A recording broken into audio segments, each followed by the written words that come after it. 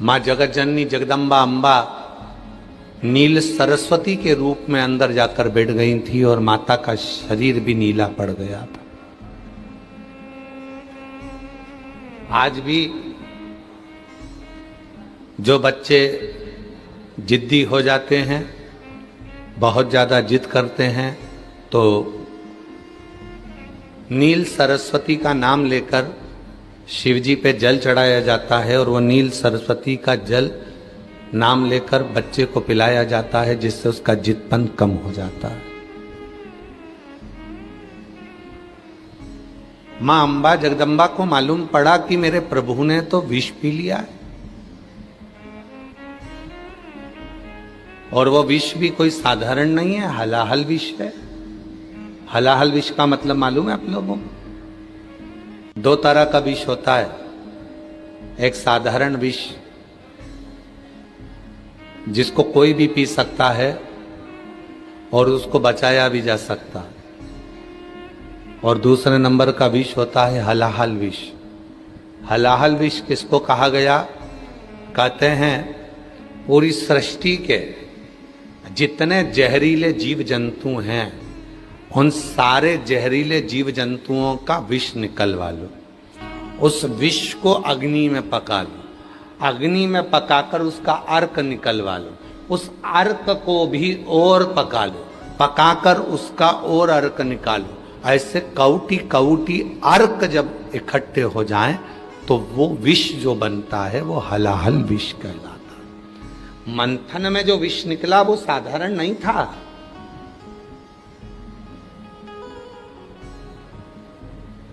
साधारण विष तो पूतना अपने स्तन में लगा कर आ गई थी और भगवान कृष्ण उस विष का पान कर रहे थे। शिव जी गले में बैठे हुए थे भगवान कृष्ण के।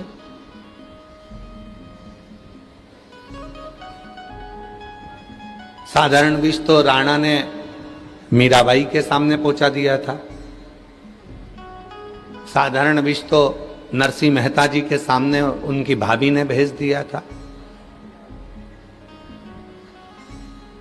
साधारण विष का प्रयोग कहीं पर भी हो सकता है, पर हलाहल विष का प्रयोग कहीं नहीं हो सकता। हलाहल विष केवल एक ही बार निकला है और एक ही बार पिया गया है, और भगवान शिव ने देख लिया था कि यह विष पीना कोई साधारण नहीं है, ये गले में पहुंचेगा और मेरे प्राण छूटेंगे। पर माँ जगतजननी जगदम्बा अम्बा माँ दुर्गा भवानी स्वयं उस गले के अंदर जाकर बैठ गई, और जो माँ जगदम्बा गले के अंदर जाकर बैठी, बैठते से ही इतना भयंकर विष था कि माता का स्वरूप नीला पड़ गया। गले में बैठी इसलिए सरस्वती कहलाई है। कंठ में कौन बैठती है? जम के बोलो, सरस्वती। तो मां पार्वती जी जब कंठ में बैठी तो सरस्वती कहला गई, और शरीर नीला पड़ गया इसलिए उनका नाम क्या हो गया? नील सरस्वती। हमारे अवंतिकापुरी में बाबा जी आज भी अवंतिकापुरी में नील सरस्वती माता का मंदिर है। नील सरस्वती अवंतिकापुरी नाम पड़ गया नील सरस्वती। पर शिवजी भी नीले पड़ने लगे, कंठ भी नीला पड़ने लगा, सरस्वती भी अंदर नीली पड़ गई। तब एक था जिसको दया आ गई। जरा देखिएगा, 33 कोटि देवता अमृत पीने में लगे हुए थे, अपनी मस्ती में आनंद में लगे हुए थे, पर कोई को शिव जी के विष पीने पर दया नहीं आई थी। केवल एक को दया आई। कौन था वो? जिस वासुकी नाग को पकड़कर मंथन किया जा रहा था, और उस वासुकी नाग के शरीर के हड्डी जितनी भी नसें थी वो घिस घिस के पूरी टूट चुकी थी।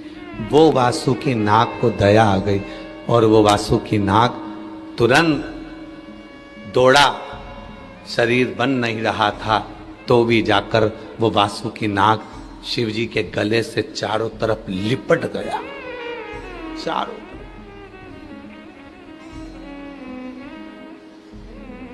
कंठ से शिव के। सरस्वती माता अंदर से देख रही हैं कि वासुकी ने गला शिव का लपेट लिया है, जिससे उनको विष की जलन ना हो, विष की तपन ना हो, विष का कंठ का जलन ना हो, जलन ना हो उनको।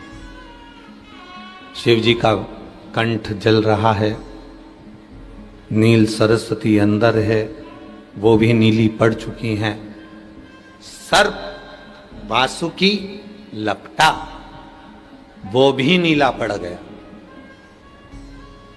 वो भी नीला।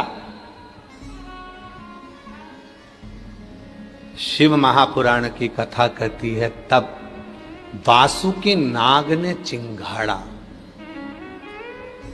इतना तेज वासुकी नाग फुनकारा, उसके नील शरीर में से नील फुसकार निकली, और वो नील फुसकार आज भी नीले आसमान के अंदर हमें नजर आती है।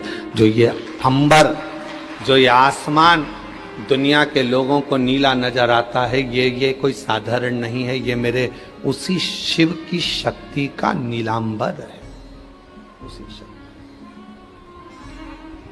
नीलांबर। लोग कहते हैं नीला नीला अंबर कितना सुंदर, उस नीले अंबर के अंदर का दर्द कौन जानेगा। जब वासुकी नाग ने अपने फण पूरा की पूरा नीला हो चुका था, वासुकी नाग भी नीला हो गया था, तब वो वासुकी नाग ने अपनी फुनकार दी, और फुनकार इतनी तेज थी कि अंबर भी नीला पड़ गया था।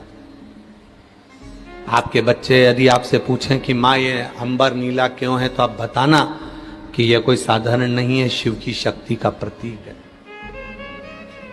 बोल बम का नारा है, ये कोई साधारण नहीं। बाबा जी आज के समय में बच्चों को यह भी ज्ञात नहीं है कि अंबर नीला क्यों है, काहे के लिए नीलापन अंबर में आ गया। और हमें तो ऐसा लगता है कि आप लोगों को भी स्मरण में नहीं होगा कि अंबर नीला काहे से पड़ गया, नीला क्यों हो गया, अंबर का नीलापन क्यों है, किस लिए है। और ये जल, थल, अग्नि, आकाश, वायु, पताल, जो सब कुछ है, ये सब शिव का ही तो दिया हुआ। वो वासुकी नाग जो गले में लपटा हुआ था वो नीला पड़ गया था, उसकी फुनकार से ये अंबर नीला हो गया। वासुकी, अब शिव जी को अब जहर का असर नहीं था। सरस्वती मैया भी बाहर निकल चुकी थी, मां अम्बा बाहर आ चुकी थी। और जब वासुकी नाग एक कोटर में जाकर पड़ा हुआ था, तब मां अम्बा रोज भोजन बनाकर तैयार करती थी और वो वासुकी नाग को ले जाकर देती थी। शरीर बेकार हो गया।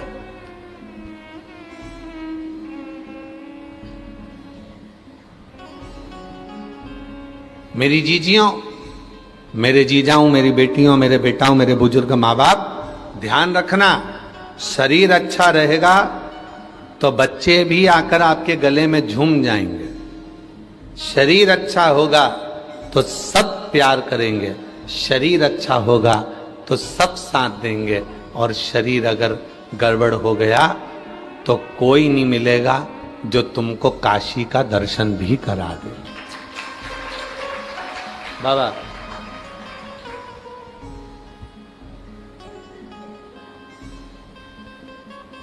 मुदगल जी, बड़ा कठिन है।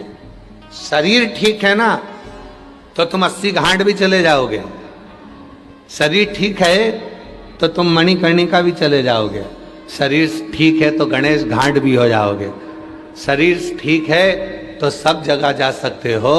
और शरीर ठीक नहीं, आज हमारे बाबा जी कह रहे थे, बाबा सतुआ बाबा जी क्या कह रहे थे कि महाराज जी घाट से सीढ़ियां ऊपर चढ़ना है ना विश्वनाथ जी की, तो थोड़ी टेढ़ी चढ़ना, एकदम सीधी चढ़ोगे तो थक जाओगे, थोड़ा तिरछा चढ़िए, टेढ़ा चढ़िए।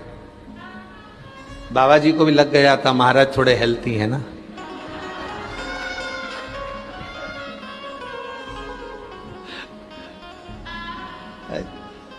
अब बाबा जी तो अपनी बॉडी एकदम फिट रखते हैं, क्योंकि कई बार कोई आता है तो फिर वापस नीचे आना पड़ता है, फिर दर्शन करने जाना पड़ता है। इनका तो सतुआ बाबा जी का तो जो आश्रम है वो भी थोड़ा ऊंचा है, सीढ़ियों पे चढ़कर, तो बार बार जाना फिर आना, फिर जाना फिर आना, तो ये बॉडी मेंटेन रहती है। अब यहाँ तो क्या है, वहाँ से आए, यहाँ आए, कथा बाची, फिर अपने कमरे में चले गए। हम तो किसी से मिलते भी नहीं है।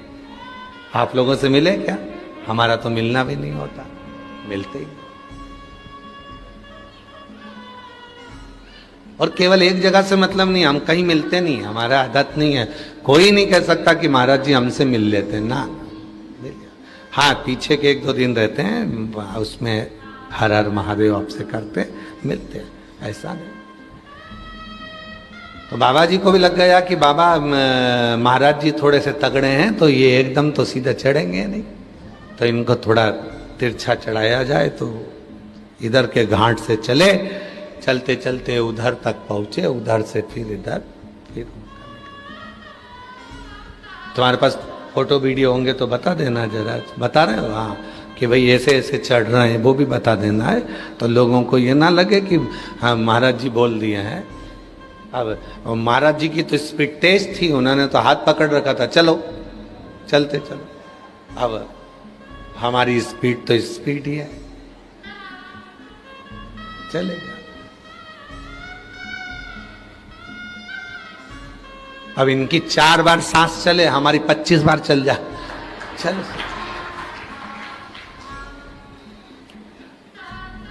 और सांस से तो इनका कोई पाला है नहीं, हमारी सांस से बहुत पाला पड़ता है, इसलिए हमारी सांस भी ज्यादा चलती है। अब इनका कौन सी सांस से पाला पड़ता बाबा जी, तो आदमी ना। और उतनी एनर्जी में मंदिर में भी पहुंच गए, मंदिर में जाकर पराठे बनाओ, सब्जी बनाओ, तो ये प्रेम बाबा। पार्वती मैया बासुकी नाग के लिए रसगुल्ला, गुलाब जामुन, कचौड़ी, भजिया, पकोड़ा सब लेकर चलते, रोज, प्रतिदिन, रोज। और रोज रोज जब बासुकी नाग के लिए जाएं तो देखा, शिव जी ने देखा कि आखिर ये रोज पकवान बनाकर कहाँ लेकर जाती है। शिव जी पीछे चले, शिव जी ने पूछा, तुम इस नाग को, सर्प को पकवान बनाकर कचौड़ी, भजिया,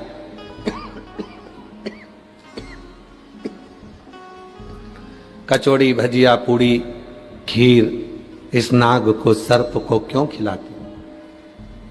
मां पार्वती जी ने कहा कि इनको खिलाने का केवल एक कारण है कि जिस समय दुख की घड़ी थी, कोई नहीं आया, सारे देवता अमृत के लिए तत्पर रहे, सारे देवता अमृत में डूबे रहे, तब केवल एक यही सर्प था जो विष को भी देखकर हमारे गले में लपट गया था।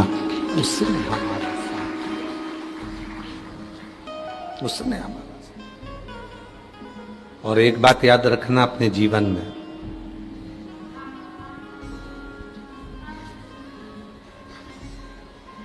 जो दुख में तुम्हारे साथ में खड़ा है, उसको जिंदगी में कभी भूलना मत,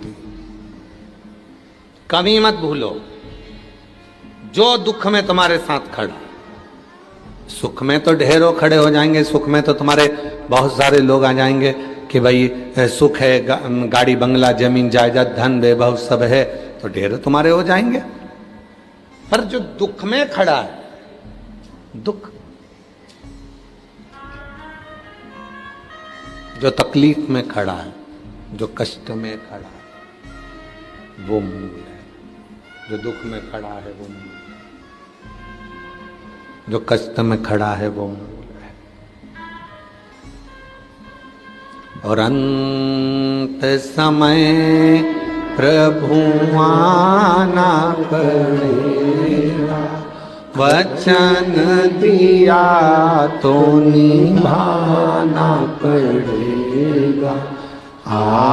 आए नाय प्रभु कुटुंब कबीला, अंत समय प्रभु आना पड़ेगा, वचन दिया तो निभाना पड़ेगा, अंत समय प्रभु आना पड़ेगा, वचन दिया तो निभाना पड़ेगा। जो तुम्हारे दुख में खड़ा है बस वही समझ लेना कि श्रेष्ठ है, वही श्रेष्ठ।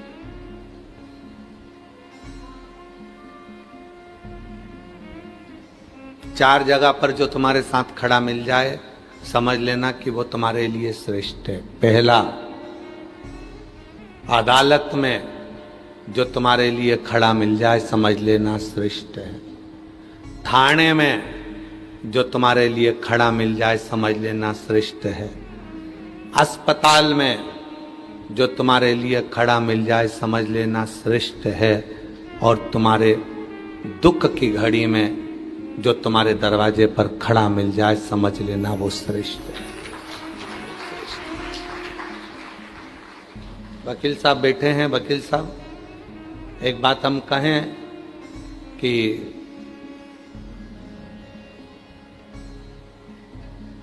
आपने भी देखा होगा जब अदालत में कोई केस पहुंच जाता है तो अपने साथ छोड़कर भाग जाता है। बोलो सही है कि गलत? थाने में कोई केस पहुंच जाता है तो अपने भी छोड़कर भाग जाते, अपने ही छोड़ दो बेटे। आपने देखा होगा, आप तो वकील हैं और दिल्ली जैसे कोर्ट में आप वकालत कर रहे हैं, तो जितने अपने होंगे वो सब छोड़ दो। तुम्हारी फेसबुक आईडी पर कितने लोग जुड़े हैं?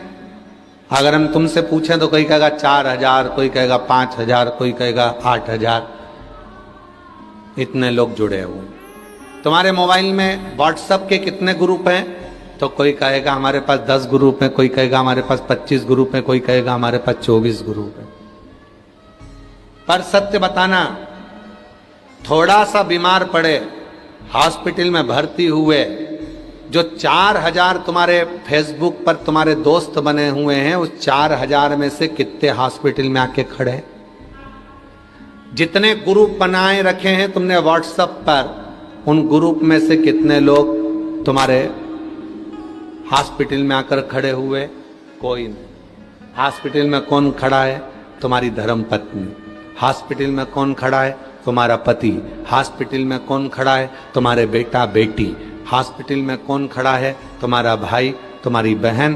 बाकी के जितने तुमने व्हाट्सएप पे जोड़े हैं वो कोई हॉस्पिटल में खड़ा नहीं मिलेगा। हाँ, आखिरी में जब तुम निपट जाओगे तो वो व्हाट्सएप पे डालेंगे जरूर ओम शांति।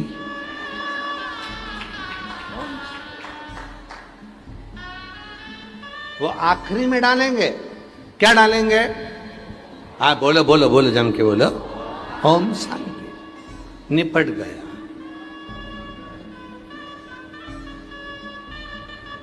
वो आखिरी में डाल देंगे कि ये जा चुका है, ये शांत हो चुका है, ये पूर्ण हो चुका है। तो कोई नहीं आने वाला, कोई नहीं। फेसबुक पर दोस्त बनाओ, इंस्टाग्राम पर दोस्त बनाओ, व्हाट्सएप पर दोस्त बनाओ, पर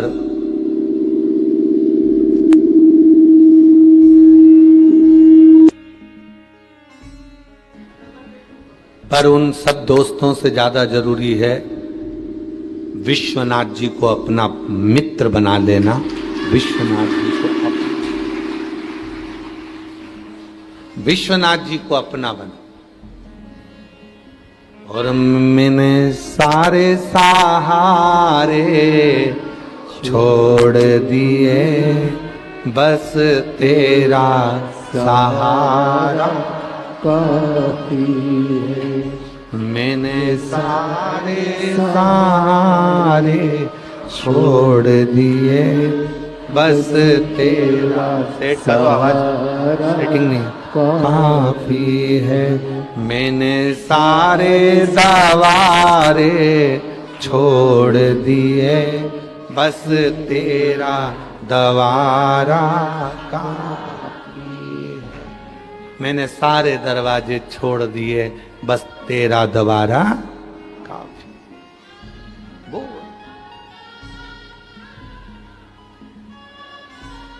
कई लोग कहते हैं गुरुजी हमारे ऊपर हमारे घर का बहुत बोझ है, मैं घर का अकेला व्यक्ति हूँ, बहुत वजन है मेरे ऊपर, बहुत बोझ है। मेरी माँ, मेरे पिता, मेरे भाई बहन का पूरा वजन मेरे ऊपर ही है। हम उनको कहते हैं तुम किस्मत वाले हो, किस्मत वाले हो। आज हमने देखा जब बाबा जी नाव लगवाए तो चतुर्वेदी जी अपन लोग नाव से जब जा रहे थे तो नाव वाले ने क्या कहा था कि इधर वजन ज्यादा है, इधर साइड हो जाओ। हुए वजन इधर का इधर हो गए। फिर हमने देखा कि एक नाव खाली भी थी और जो नाव खाली थी वो कहीं इधर जा रही थी, कहीं उधर जा रही थी, कहीं इधर जा रही थी। जिस पे वजन था वो एकदम अपने रास्ते पर जा रही थी। अब कई लोग कहते हैं गुरुजी भगवान ना जाने सारा वजन मुझ पे डाल दिया, माता पिता का, भाई बहन का सारा वजन मेरे ऊपर है। हम कहते हैं तुम किस्मत वाले हो, जिसके मस्तक पर वजन होता है, बोझ होता है, वो कभी अपनी दिशा से भटकता नहीं है, वो अपनी दिशा पर चलता है, वो अपनी दिशा पर चल रहा है, वो दिशा से भटकता है। बेटी कहती है मेरे मायके का मेरे पास बोझ है, मैं कहता हूं बेटी तुम साधुवाद के पात्र। बहुएं कहती हैं मेरे पास मेरे सास ससुर का बोझा है, हम कहते हैं तुम किस्मत वाली हो जो तुम्हारे ऊपर बोझा, तुम दिशा से भटकोगी नहीं, तुम कभी भटकने वाले में से नहीं।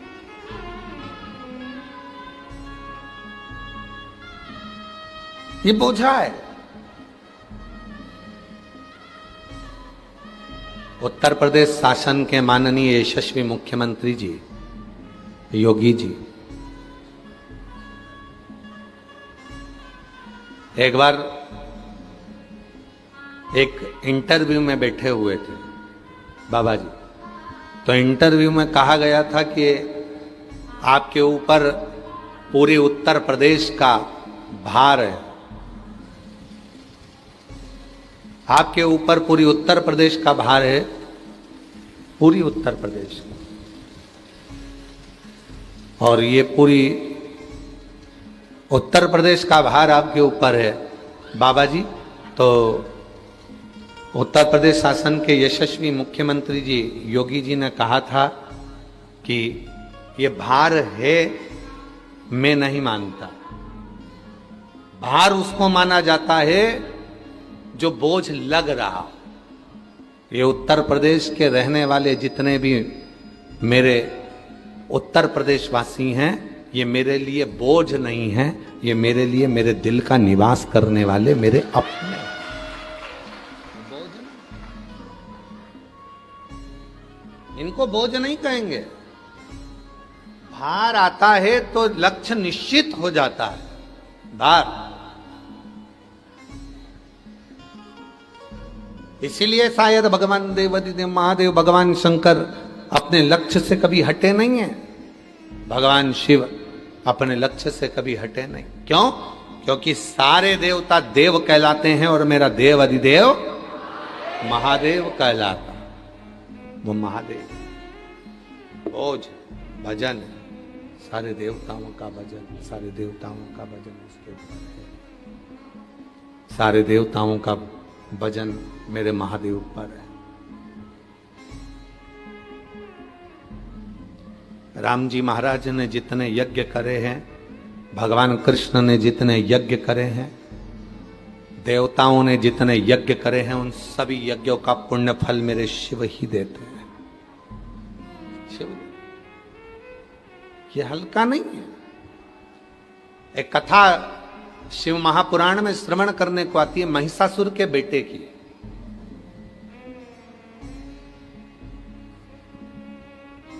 महिषासुर का जो लड़का था वो बड़ा विद्वान था, बहुत चतुर था। लोग कहते हैं महिषासुर का लड़का इतना विद्वान। महिषासुर के लड़के का नाम क्या था? गजासुर। क्या नाम था? गजासुर। तो महिषासुर के लड़का गजासुर इतना विद्वान था कि उसकी विद्वत्ता इतनी प्रबल थी कि वो स्वयं देवता भी उसकी विद्वत्ता के आगे शून्य हो जाते थे। इतना विद्वान था वो महिषासुर का लड़का गजासुर, इतना विद्वान।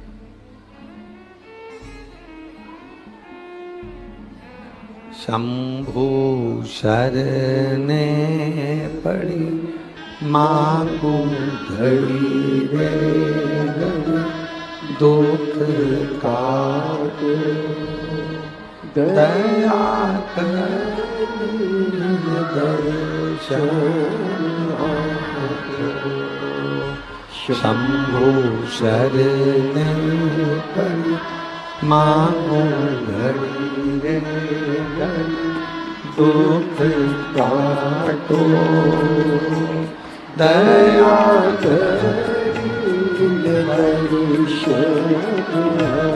ओ शंभु शरणे पड़ी मांगू घड़ी रे दुख काटो दया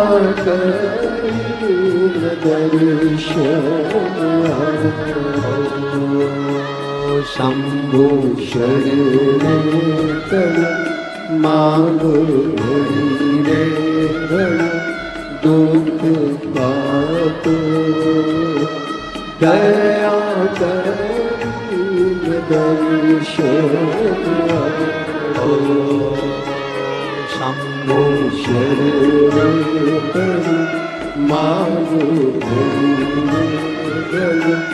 दुख काटो दया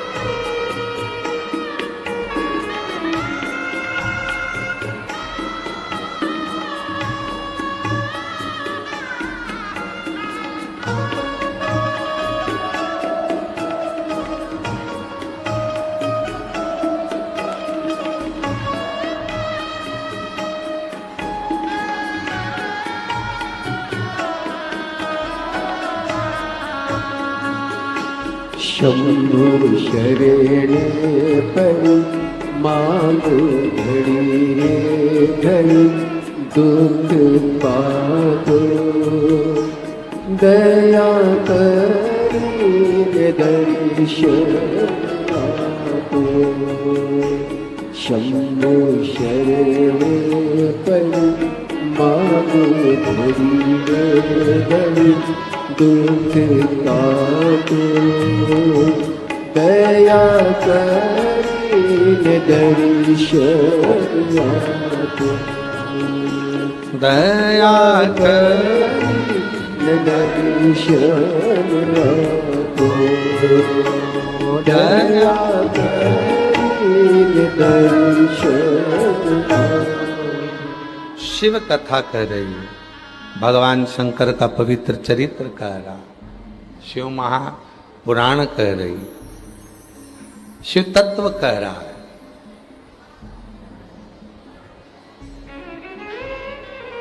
शास्त्र कह रहा,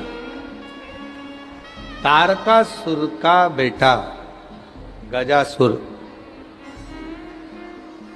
तारकासुर का बेटा गजासुर। अब असुर की कथा आती है तो थोड़ी बहुत तो अड़चन आती है।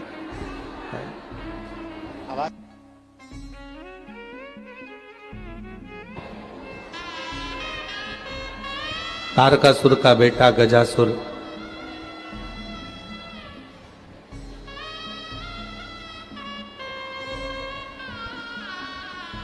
बड़ा विद्वान था, उसकी विद्वत्ता बड़ी प्रबल थी और बहुत विद्वान, बहुत।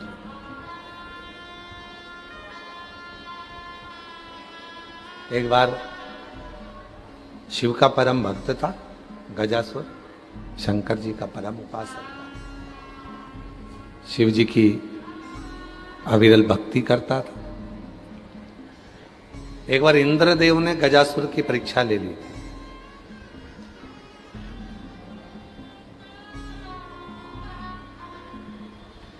एक बार इंद्रदेव ने गजासुर की परीक्षा ले ली। क्या परीक्षा ली? गजासुर से इंद्र ने कहा कि तुम शिव के इतने बड़े उपासक हो, यदि शरीर के बिना छुए आप शिव को जल चढ़ा दो तो हम मान लें कि तुम शंकर के उपासक। शरीर टच नहीं करना चाहिए, शरीर ना छुए। बाबा जी बड़ी सुंदर कथा गजासुर की है। महिषासुर का बेटा है गजासुर और इंद्र ने इसकी परीक्षा ली। इंद्र ने कहा कि शरीर ना छुए तुम्हारा और तुम शिव को जल चढ़ा दो। अब बड़ा गजासुर को लगा कि था असुर, शरीर नहीं छूना चाहिए और जल शिव पे चढ़ना चाहिए।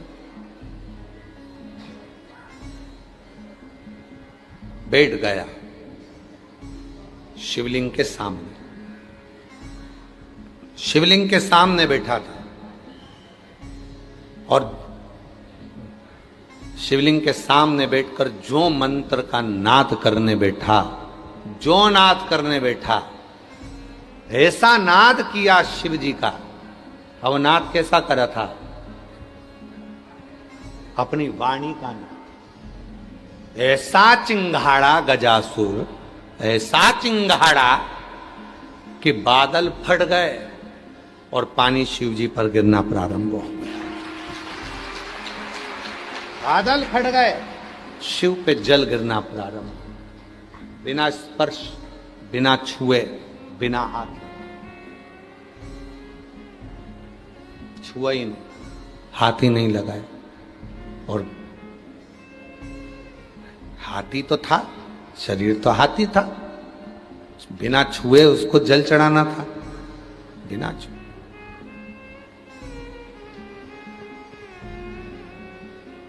चिंगाड़ पर 6 सूत्र हैं शिव जी को रिझाने के। उन 6 सूत्र में एक सूत्र ये भी है, शिव जी के सामने जाकर अटपटी भाषा में शिव जी को रिझाना।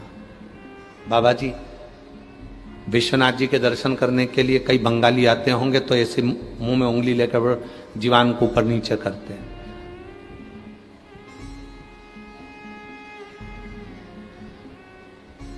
ये गजासुर का ही दिया हुआ है बाबा जी।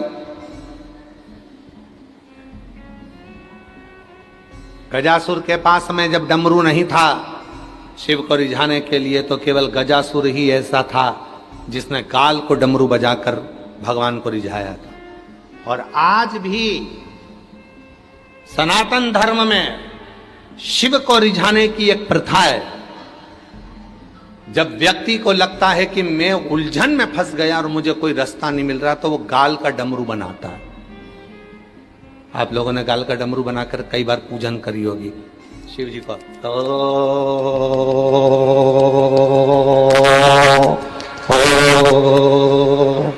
गाल का डमरू बनाकर मुंह से स्वर निकलता है और डमरू का नाद चलता है। जब व्यक्ति उलझन में डूबता है, उसको लगता है कहीं चैन नहीं मिल रहा, शांति नहीं मिल रही, तब शिव के सामने पहुंचता है।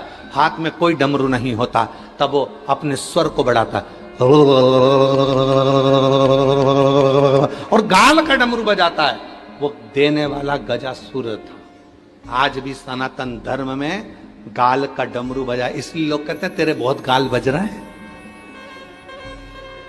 गाल बजने का मतलब क्या है? बहुत आराम से, आनंद से, ऐसे खुशियों में रह रहा है, तेरे बहुत गाल बज रहे हैं। आजकल खूब घूम रहा है गाड़ी में, तेरे बहुत गाल बज रहे हैं। खूब आनंद कर रहा है, खूब चकाचक खा रहा है, तेरे खूब गाल बज रहे हैं। गाल का डमरू किसने दिया? गजा।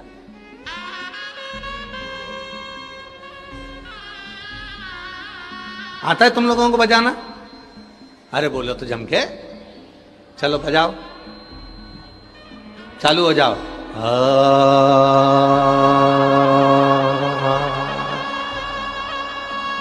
ये गाल का डमरू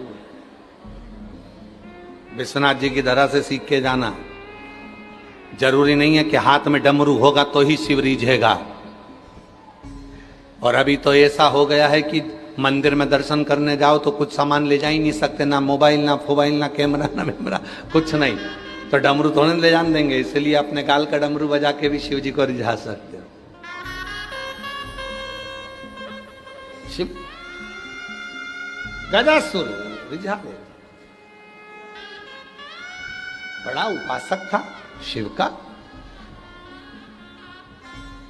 बहुत प्रार्थना करता था शिव जी की, बहुत विनती करता था। महाराज एक दिन भोलेनाथ जी प्रसन्न हो गए उससे, बहुत प्रसन्न। मांग तुझे क्या चाहिए? गजासुर बोला, रोज रोज बुलाता हूं, दर्शन करता हूं, तुम्हें वापिस भेज देता हूं, बहुत तकलीफ में लगते हैं आप, मेरे को लगता है कि आप मेरे कारण परेशान हो रहे हैं। हमको लग रहा है कि आप हमारे कारण परेशान हो रहे हैं।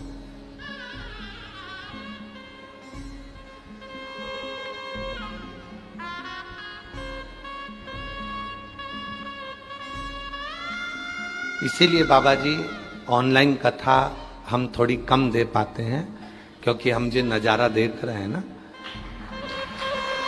तो हमको मालूम है कि प्रशासन भी परेशान होती है, आयोजक भी परेशान होते हैं, समिति भी परेशान होती है, और हमारे बाबा जी भी परेशान होते हैं। क्योंकि अब क्या होता है कि कोई का पहचान वाला आया, उसने थोड़ा सा दरवाज़ा खोला, उतनी देर में तो सब तैयारी में बैठी थी। अब उसके पहचान वाला अंदर आ रहा था, उतनी देर में दरवाजा पूरा खुल गया, सब अंदर आ गए। एक प्रहलाद के चक्कर में पूरा कुल तर गया। इसीलिए थोड़ा ऑनलाइन कथा देने के लिए थोड़ा सोचना पड़ता है, विचार करना पड़ता है।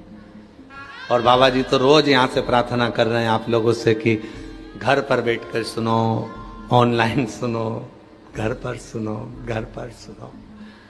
आज भी हम बाबा जी के यहाँ गए थे, वहाँ बहुत सारी माताएं रो रही थी कि हमको कथा में जाना है, बाबा जी व्यवस्था कर दो। बाबा जी के, मैं नहीं जा रहा हूँ, तुम चली जाओ, मैं यहीं रह जाता हूँ, जाना।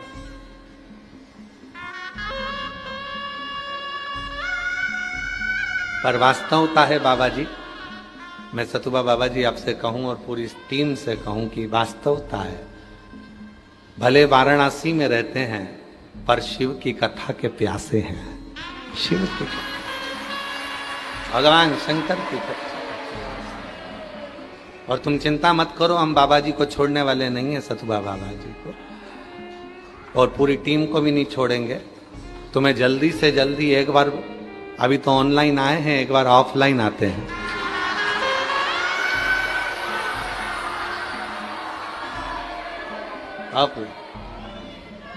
और बाबा जी वही गंगा का तट, वही गंगा का तट। और आज वाराणसी की इस भूमि से कहकर जा रहे हैं, आप तो केवल टेंट लगाओ, साउंड लगाओ, बाबा आएगा, कथा कर कर चलेगा।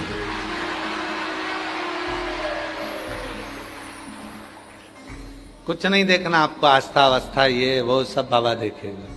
आप तो केवल इन भक्तों की व्यवस्था करो, इनको पवाओ, इनको बिठाओ, सुलाओ, आनंद से कथा सुनो, बहुत प्यास। और तुझसे मिलने के लिए तेरी कसम, तुझसे मिलने के लिए तेरी कसम, एक मुलाकात जरूरी है सनम, एक मुलाकात जरूरी है सनम। अब नवंबर का तो अपन पहले देखेंगे महीना में हम कहाँ कहाँ हैं, तो जो भी समय होगा उसको सूचित सबके लिए, सब सब। और जितने आस्था चैनल पर कथा सुन रहे हैं,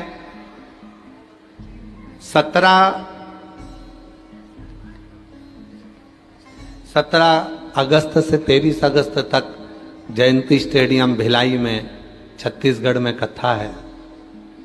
6 महीने से हम छत्तीसगढ़ को कथा नहीं दे पाए थे क्योंकि बाहर कथाएं बहुत थी इसे।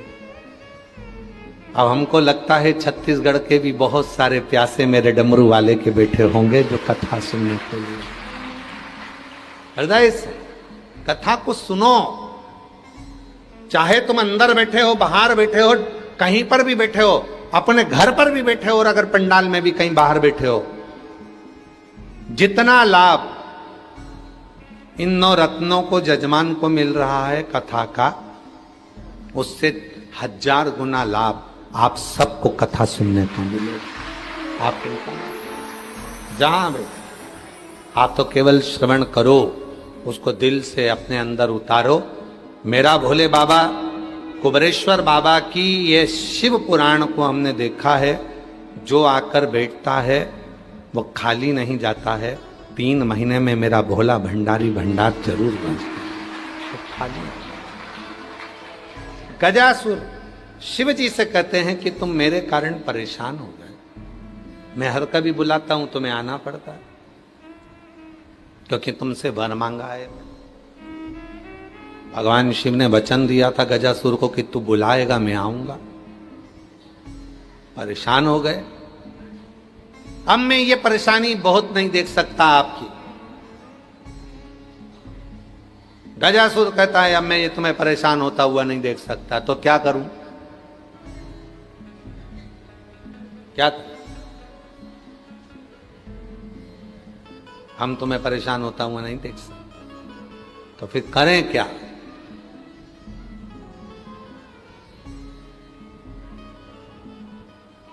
तो तुम्हारी परेशानी को देखते हुए ही सतुआ बाबा जी ने संजय केसरी जी को बोला कि बाहर टेंट लगाओ, पंखा लगाओ, एलईडी लगाओ।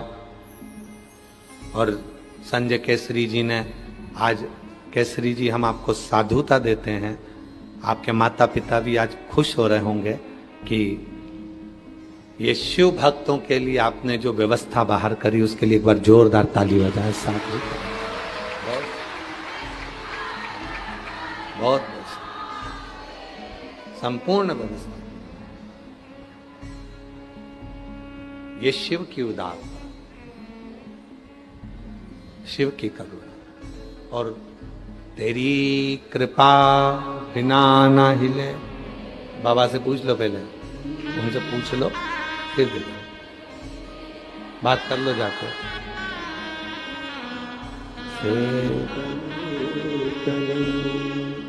बखान क्या करूं राखों के ढेर को, चपटी भभूत में खजाना कुबेर को। हे गंगा मुक्ति ओंकार तू, भोले ओंकार तू, आयो शरण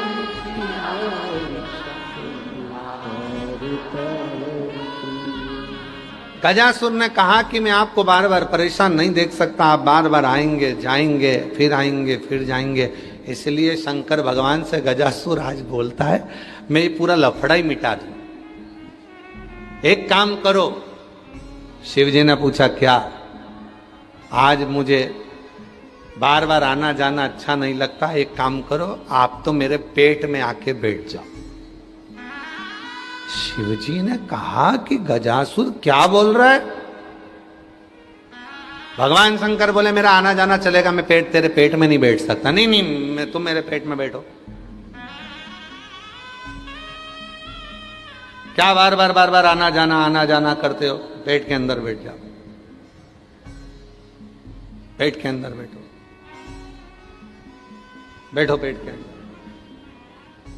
ओघड़ रानी शंभु तरकालदर्शी, जरा देखिएगा गजासुर ने जो गाल का डमरू बजाया, शिव इतने प्रसन्न हो गए, उसके मुख से प्रवेश कर कर वो आवाज निकाल रहा था।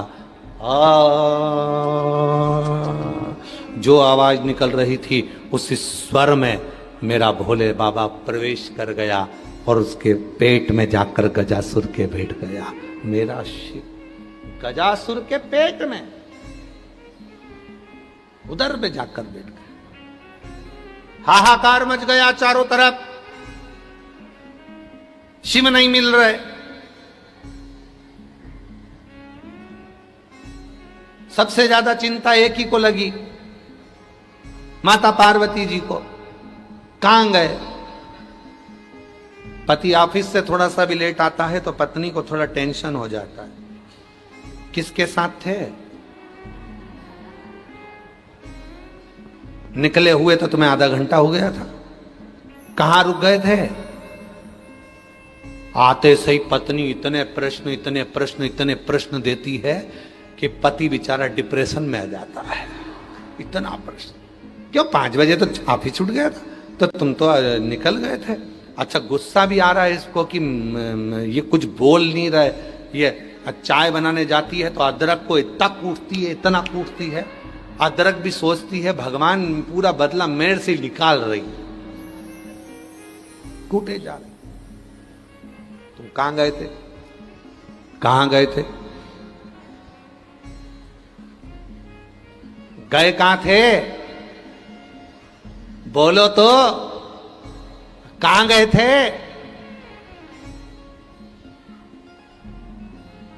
मोबाइल चला रहे, बोल नहीं रहे, कहां गए थे? मसान जा, शमशान गया था। तो पत्नी बोली मुझे रोने गए थे। तुझे नहीं, तेरे पिताजी। अब तो और जो इतना बोलना हुआ और जो विवाद छिड़ा, जो विवाद, और विवाद पूरा खत्म नहीं होता। घर में एक छोटा सा बच्चा होता है जो मंदिर का घंटा होता है। इधर से माँ भगाती है, उधर से पिताजी भगाते हैं। 2 इधर से माँ धरती है, पिताजी 2 धरते हैं। बेचारा माथे पर हाथ रख के बैठ जाता है, मैं तुम दोनों के बीच में नहीं बोलूं तो। गजासुर से कौन बिगाड़ा? गजासुर पेट के अंदर। माँ ढूंढ रही है पार्वती मैया, जगत जननी जगदम्बा अम्बा पार्वती माता ढूंढ रही। और पार्वती माता ने ढूंढा, शिव नहीं मिले। मिलते ही और मैंने ढूंढा देश तमाम, भोला पार्वती जी ढूंढ रही, कहां कहां कहां।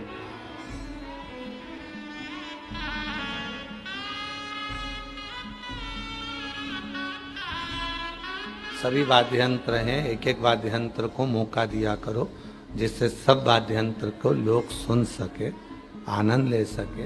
एक एक वाद्य यंत्र सब अपना अपना फील्ड में उतरे तो अच्छा लगेगा। मैंने ढूंढा देश तमाम, भोला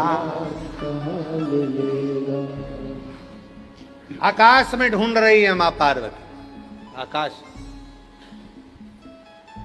क्रमशः चलना चाहिए, क्रमशः, एक के बाद एक, एक पहले फिर दूसरा फिर तीसरा, सबका बैकग्राउंड।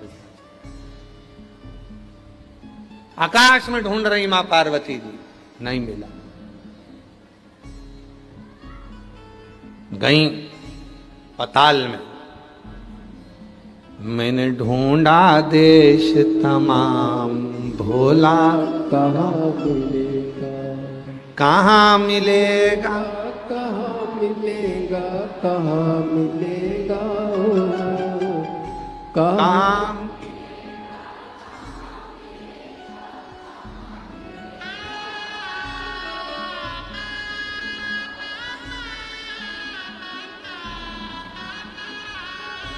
मैंने ढूंढा देश तमाम, भोला कहाँ मिलेगा। और ढूंढ ढूंढ कर थक गई मां पार्वती जी, हर जगह पर ढूंढी, प्रत्येक सब जगह ढूंढी, ना मिला।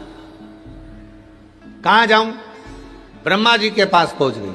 ब्रह्मदेव, शिव जी मिले हैं आपको? नहीं।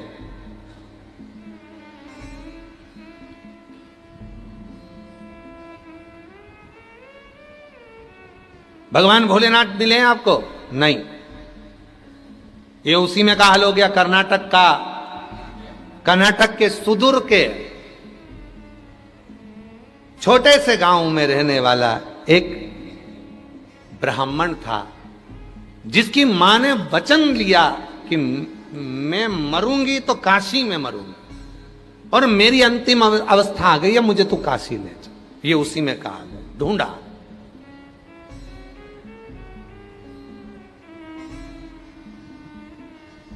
आए, काशी पहुंच रहे थे, भगवान भोलेनाथ जी को ढूंढ रहे थे, कहीं मिले। मां ने प्रवचन में सुना था, मां ने प्रवचन में सुना था कि विश्वनाथ जी की धरा पर जब कोई प्राण छोड़ता है तो बाबा विश्वनाथ जी आकर उसको तारक मंत्र देते हैं। अब बूढ़ी अम्मा ये विचार में थी कि मैं मरूं नहीं, उससे पहले तारक मंत्र मिल जाए, और वो मंत्र जब मुझे मिल जाएगा तो मैं सबको बता दूंगी। अब कौन समझाए? आज तक काशी वालों को ही नहीं मालूम है कि वो तारक मंत्र है कौन सा। जो मर कर चले गए उन्होंने आके नहीं बताया, ए बिमला, शिव जी ने मुझे ये वाला मंत्र दिया था। हां, सपने में आकर तुम्हें बता गए हो तो बात दूसरी है, पर सत्य कहें तो वो तारक मंत्र जो मेरे शिव देते हैं वो कोई दूसरा मंत्र नहीं होगा। हमको तो मालूम भी नहीं, क्योंकि हम निपटे ही नहीं। पर इतना जरूर है कि वो तारक मंत्र कोई दूसरा नहीं है, वो मन की शांति का राम नाम, कृष्ण नाम, शिव नाम का।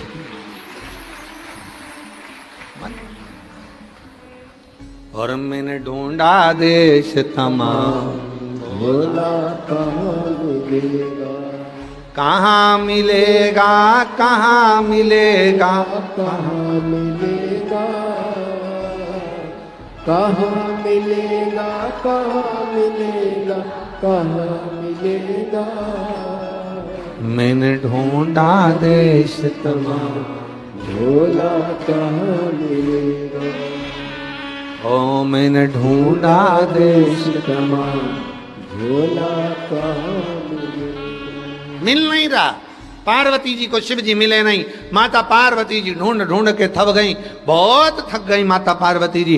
ब्रह्मा जी के पास गई, इंद्र के पास गई, गरुण के पास, वरुण के पास, नाग, गंधर्व, अप्सरा, किन्नर, सबके पास, सबके पास।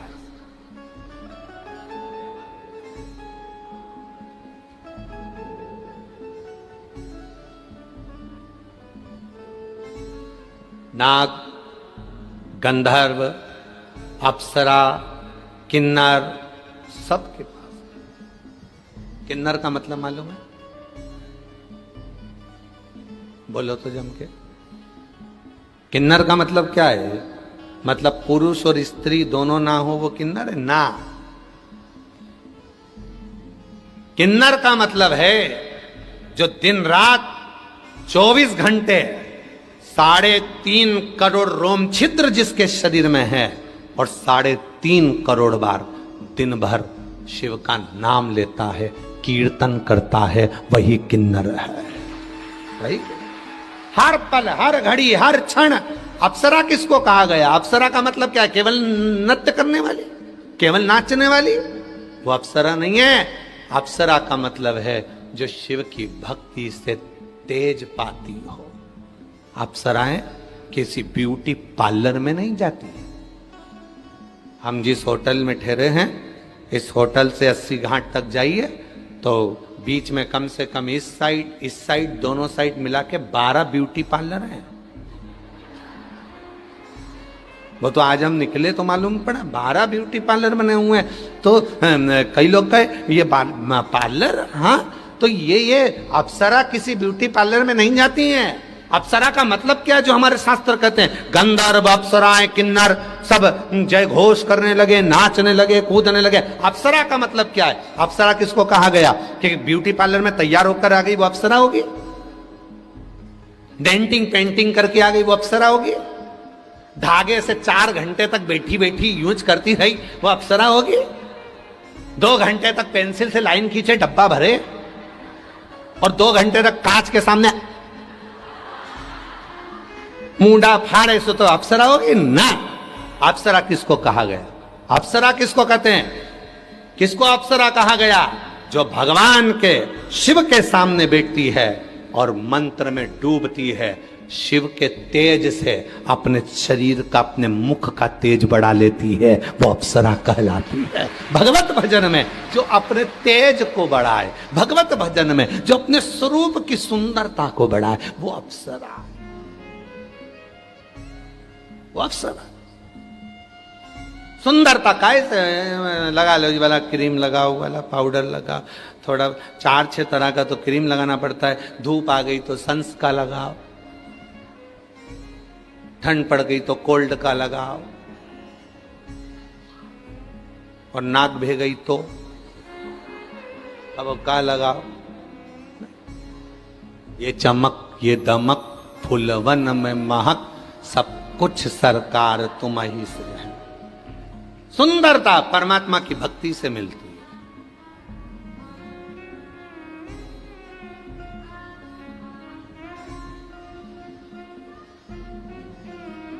परमात्मा। अप्सरा किसको कहा गया? जो भगवान की भक्ति में डूबी हुई है, और इतनी डूब गई कि उसका चेहरा अपने आप चमकने लगा, उसको कहीं जाने की जरूरत नहीं पड़ी, वो स्वयं उसका चेहरा चमकता है, उसका स्वरूप बोलता है। बाबा साहब क्या बात है! तुम देखो, तुम्हारे घर की बुजुर्ग माताओं को देखना, तुम्हारी अपनी अपनी मम्मियों को देखना जाकर, जितने लोग कथा सुन रहे हैं आस्था चैनल पर, फेसबुक, यूट्यूब पर, और जितने पंडाल में बैठ के कथा सुन रहे हैं, यहाँ जो अंदर भरे हो, बाहर भरे हो, उधर भरे हो, उधर भरे हो, जहाँ कहीं भरे भरे बैठे हो, तो तुम अपने अपने घर की बुजुर्ग माताओं को जाकर देखना, अपनी मम्मा को देखना, अपनी सास को देखना। बहू को तैयार होने में करवा चौथ, हरतालिका तीज, छठ पे टाइम लगता है। सास 2 मिनट में पटला पटली ले लुआ के और पहन पुना के और तैयार होके और थूकी निकाल के लगा लघु के, और सास बिंदी मिंदी लगा के, और जो बाहर आती है तो बहू की आधी जान जल जाती है। डुकरिया कितनी लग रही, ओल्ड इज गोल्ड, इतनी सुंदर।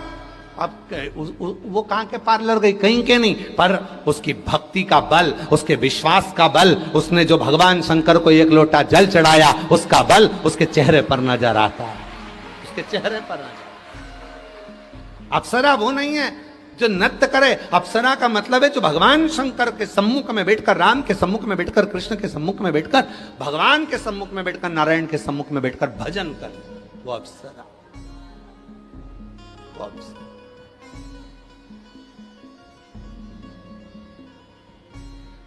पूछा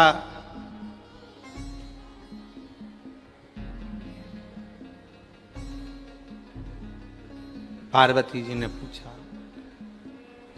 बाकी सी लटक गई, नैनों में अटक गई, कब तुम दरस दिखाओ।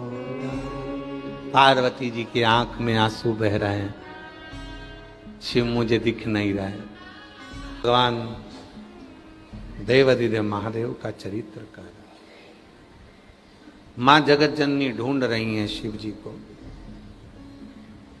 बाबा मिलते नहीं।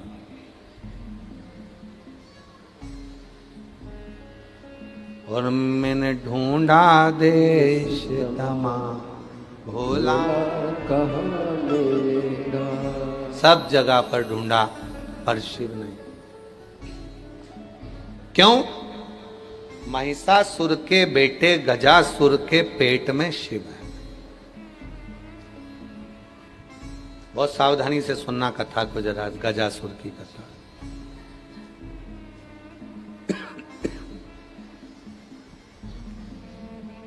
शिव जी ने जो वचन दिया है उसको निभा रहे हैं मेरे भोलेनाथ।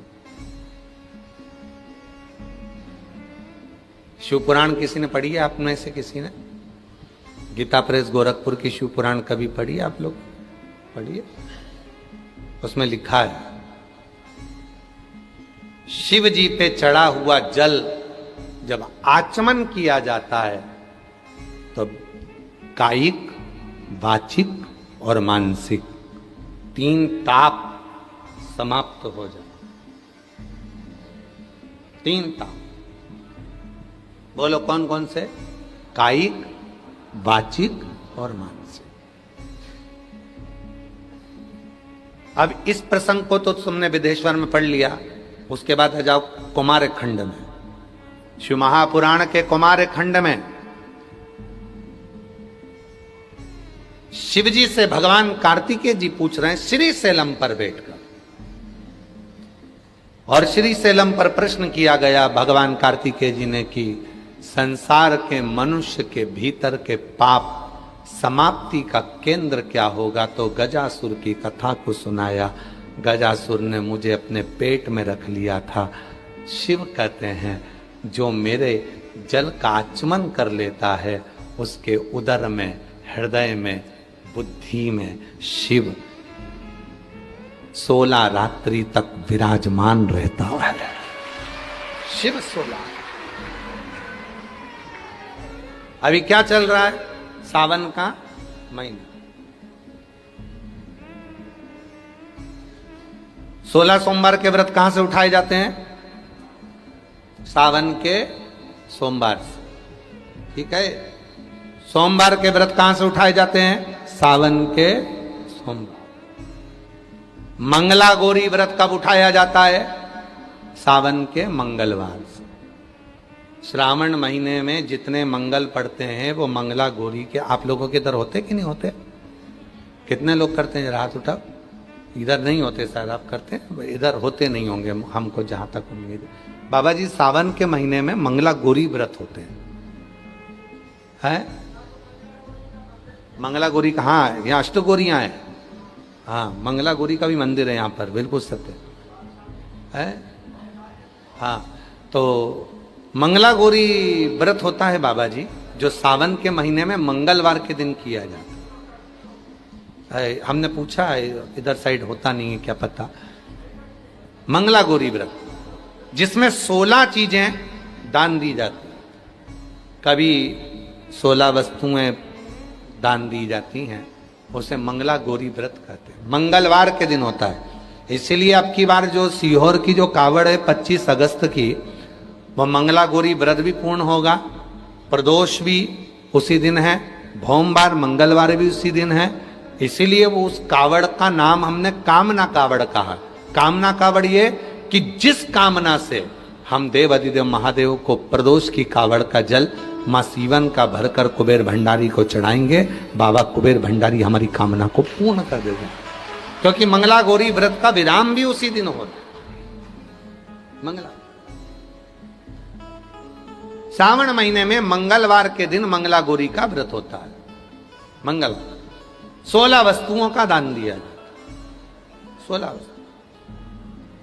तो शिव क्या कह रहे हैं सदानंद कार्तिकेय जी को? कुमार खंड शिव महापुराण गीता प्रेस गोरखपुर की लाओ, उसका अध्ययन करो। उसमें वर्णन आता है। विदेश्वर में पढ़ोगे तो उसमें आएगा कि आचमन करने, शिव के चढ़े हुए जल का आचमन करने से कायिक, वाचिक, मानसिक 3 ताप समाप्त हो जाते हैं। फिर कुमार खंड में आओ तो कुमार खंड में श्री शैलम पर बैठकर सदानंद कार्तिकेय जी पूछ रहे हैं, बाबा संसार के मनुष्य के भीतर के सारे तापों को, पापों को कैसे समाप्त किया जा सकता है? शिव जी कहते हैं, गजासुर की कथा का स्मरण कराकर भगवान शंकर गजासुर की कथा का वर्णन करते हुए कहते हैं, मैं गजासुर के पेट में जाकर बैठा था। गजासुर, जब कोई संसार का मनुष्य शिव जी पे चढ़ा हुआ जल का आचमन करेगा, धारण करेगा, 16 रात्रि तक भगवान शंकर कहते हैं मैं उसके हृदय में, उदर में और बुद्धि में विराजमान हूं। हम बुद्धि में भी हैं, हम उदर में भी हैं और हम हृदय में भी हैं। 16 रात। बेलपत्री कितने रात्रि तक रहती है अपने शरीर के अंदर? बेलपत्री कितनी रात्रि तक रहती है? 41 रात्रि तक बेलपत्री अगर हम खा लेते हैं, बेलपत्री का अगर आधे से आधा भाग भी हमने मुख में खा लिया तो हमारे शरीर में ऊर्जा देती है 41 रात्रि तक। शिव का चढ़ा हुआ आचमन का जल हमें 16 रात्रि तक बल देता है। 16 रात्रि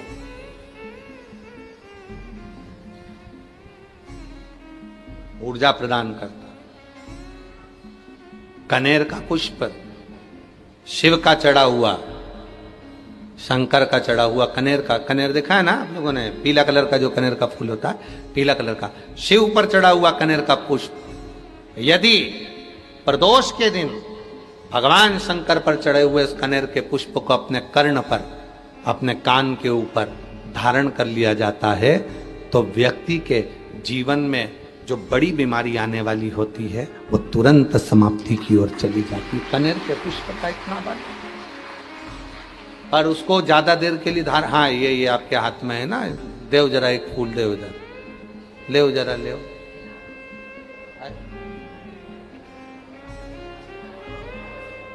हाँ दे दो, बस एक लिया आओ दादा। हाँ एक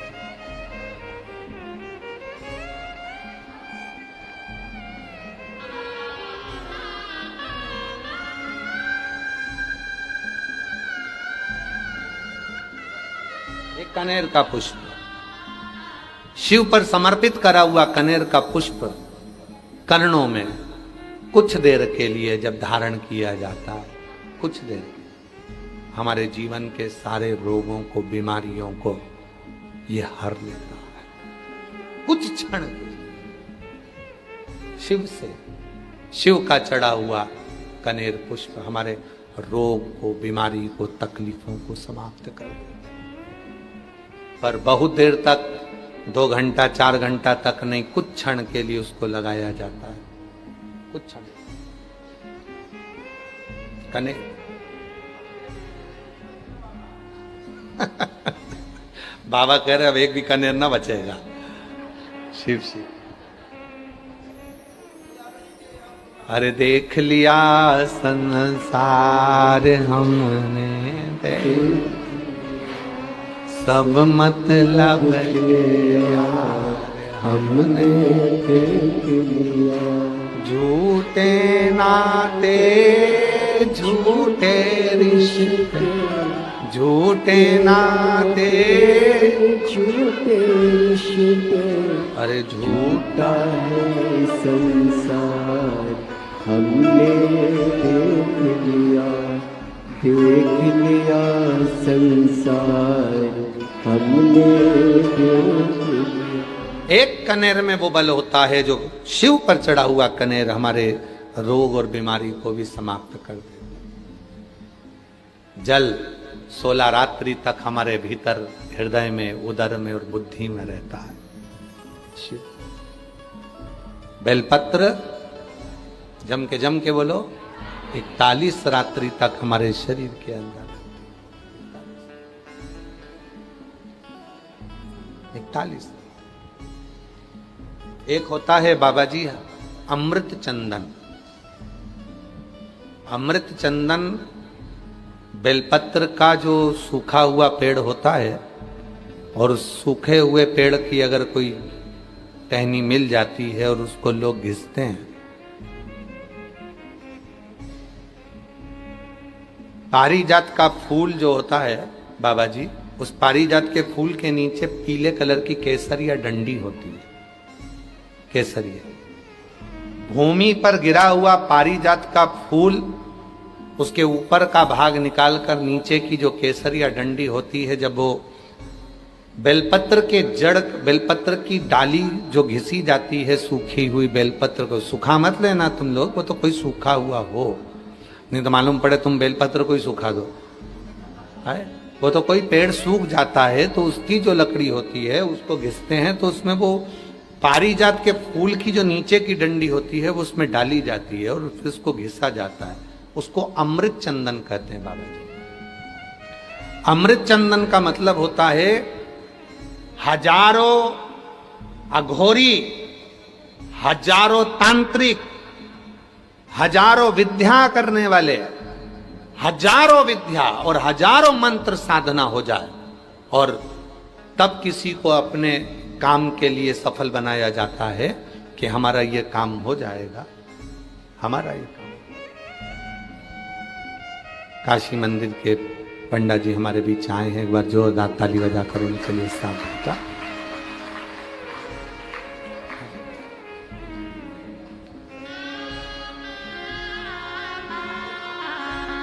हमारे बीच में श्री अर्चक श्री काशी विश्वनाथ मंदिर के श्री राजेश पाठक जी हमारे बीच आए, एक बार जोरदार ताली बजाकर।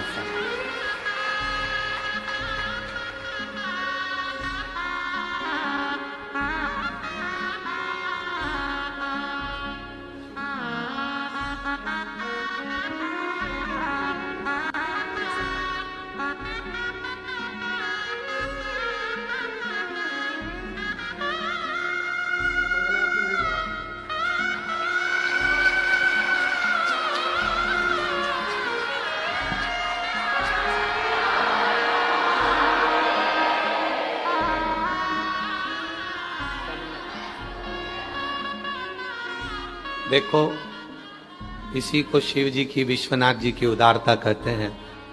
चंदन की कथा चल रही थी और चंदन आ गई। बेलपत्र की कथा चल रही थी, बेलपत्र आ गई। इसी को शिव की उदारता। और तेरी कृपा बिना न हिले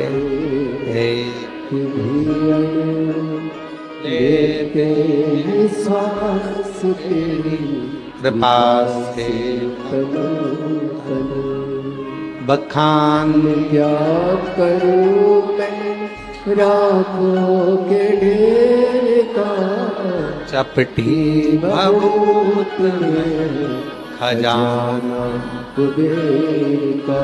हे गंगाधार मुक्ति द्वार ओंकार तू भोले ओंकार तू, आयु शांति हार शमकार तू। एक बार पुनः हमारे बीच में अर्चक श्री काशी विश्वनाथ मंदिर से श्री राजेश पाठक जी आए हैं, बहुत जोरदार ताली बजाकर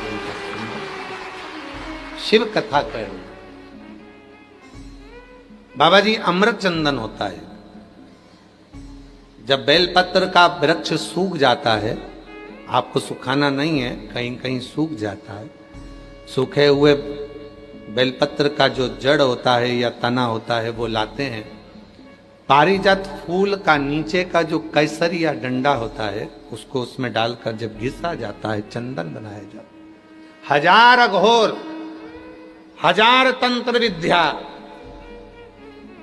और हजारों हजार कोई विद्या कर ले और तब जाकर कोई सिद्धि प्राप्त करे और उससे किसी को वश में करे। वो चंदन यदि सोमवार की अष्टमी के दिन प्रदोष काल में अगर शिव पर लग जाता है और उसी चंदन को अगर डब्बी में रख लिया जाता है और मस्तक पर 3 जगह पर उसको लगा लिया जाता है, तो आपको कहीं पर भी किसी को आसक्त करने की जरूरत नहीं पड़ती है। आप जिसके पास जाओगे आपका वो काम होकर ही रहता है। उसको अमृत चंदन। हजार तंत्र में, हजार विद्या में, हजार हो, भैया हमारा ये काम है कर दोगे क्या, भैया हमारा ये काम है कर दोगे क्या, और आप पहुंचे और उस चंदन को अपने मस्तक पर लगाकर प्रैक्टिकल करना। सियोर वाला बाबा झूठ तो नहीं बोल के जा रहा है, अगली बार आएंगे तो पकड़ लेना। जब अगली बार सतुआ बाबा जी बुलाए तो गंगा जी के घाट पर वहीं पकड़ लिया। जैसे अभी हाल सतुआ बाबा जी को वहां पर उनके आश्रम में लोग पकड़ लेते ना, कहाँ जा रहे हो, तो बाबा जी कह के आते गंगा जी घूमने जा रहे, के नहीं आते कि कथा में आ रहे, लोग पकड़ ले तो पकड़ लेना तुम भी। अगर प्रैक्टिकल जरूर करना कि सियोर वाला बाबा बोल कर गया है, कहीं झूठ तो नहीं बोल गया। और प्रैक्टिकल करना चाहिए, बिना प्रैक्टिकल के तो जीवन का आनंद ही नहीं। प्रैक्टिकल जरूर। शिव तत्व की प्राप्ति, और जो तुम बाबा के दरवाजे पर, बाबा के धाम में जो तुम आनंद के साथ सुन, एक पत्र आया है, अच्छा है, पत्र तो बहुत सारे हैं, पर एक पत्र बड़ा आनंदित है। देखिए, मैं नमिता मनोज जायसवाल मुगल सराय की निवासी हूं। आप ही हैं? साधुता। मैं मुगल सराय की निवासी हूं। आ जाइए आप। कहां से आओगे? बाहर चले गए तो अंदर ना आ पाओगे, फिर भी प्रयास करो, आ जाओ। मैं नमिता मनोज जायसवाल मुगल सराय निवासी हूं, जिला चंदौली, उत्तर प्रदेश। गुरुजी, मैं अपने बाबा और उनकी कथा का वाक्य का बखान करूं। मैं पहली बार कथा सीहोर के अग्रवाल महिला मंडल ने जो कथा कराई थी व्यासपीठ पर, आपकी 30 साल की वो व्यासपीठ है।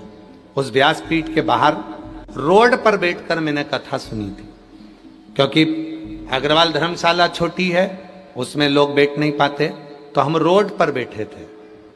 रोड पर बैठे थे तो लोग हंस रहे थे कि ये रोड पर बैठकर लोग कथा सुन रहे हैं। सीहोर के अग्रवाल धर्मशाला की रोड पर हम बैठकर कथा सुन रहे थे। गुरुजी, महिला मंडल कथा कराई। मेरा बेटा सरकारी नौकरी के लिए कब से तलाश कर रहा था, पर सरकारी नौकरी लग नहीं रही थी। बेटा भी हताश हो गया था। उसने, जब अग्रवाल धर्मशाला की कथा पूरी हुई, आप जहां से निकल रहे थे छोटी सी गली में से, वहीं मेरे बेटे को मैंने खड़ा कर दिया और बेटे से कहा, केवल बाबा जाए यहां से तो निगाह मिलाना, उसकी आंखों में आंख डालकर देखना एक बार। तब मेरे बेटे ने चिल्लाकर आपसे कहा, बाबा कृपा करो। आपने ध्यान दिया और बेटे ने झुककर प्रणाम करा। आप हाथ ऊंचा कर दिए। हमें नहीं मालूम था कि बाबा ने क्या खेला करा, पर आज मेरा बेटा यूपीएससी क्लियर कर लिया और बाबा की कृपा से इंडियन आर्मी का बहुत बड़ा ऑफिसर बन गया। मैं बाबा को यहां धन्यवाद देने के लिए,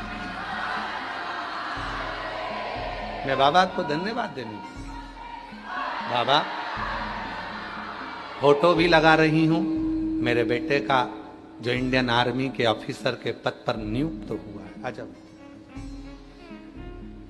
इंडियन आर्मी के उच्च पद पर जो नियुक्त हुआ, मैं उसका फोटो भी लगा।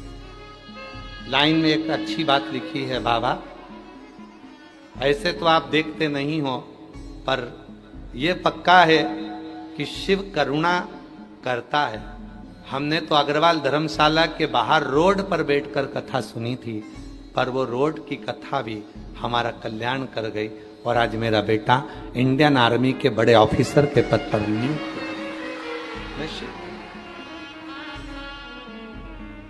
और जो जैसी वो ऐसा फल पाया, नहीं खाने से लौटाया वो मन। अभी बेटा बाबा जी जम्मू में पदस्थ है, बाबा की कृपा से। जोरदार ताली बजाओ, बधाई। कर दिया माला माल काशी वाले, लुटा दिया भंडा काशी वाले। एक पत्र और बड़ा सुंदर है। मेरा नाम अंकिता अर्जरिया है। मैं पत्नी रुचि अर्जरिया झांसी उत्तर प्रदेश से आई हूँ। कहीं बैठी हो तो हाथ हिला सकती हैं, आप ही हैं। गुरुजी, 7 वर्षों से मेरी नौकरी का केस कोर्ट में चल रहा था। काफी परेशान हो गए थे। फिर एक दिन सूचना मिली कि हमारे पास में ही ये चतुर्वेदी चाचा रहते हैं, उन्होंने कहा कि शिव जी की कथा आती है टीवी पर, सुना करो। हमने कथा सुनना प्रारंभ करा, बाबा को 1 लोटा जल चढ़ाना प्रारंभ करा और बाबा की ऐसी कृपा हुई गुरुदेव कि वो कोर्ट का केस खत्म हुआ और मेरी नौकरी पदस्थ हो गई। मैं बाबा को यहाँ धन्यवाद देने के लिए आई। बाबा शिव की कृपा, करुणा और उनकी उदारता से ये सब कुछ हुआ। आ जाइए एक बेलपत्र भंडार। शिव कृपा जो जैसी वो ऐसा ही फल पाया, नहीं खाली उसे लौटाया, वो मन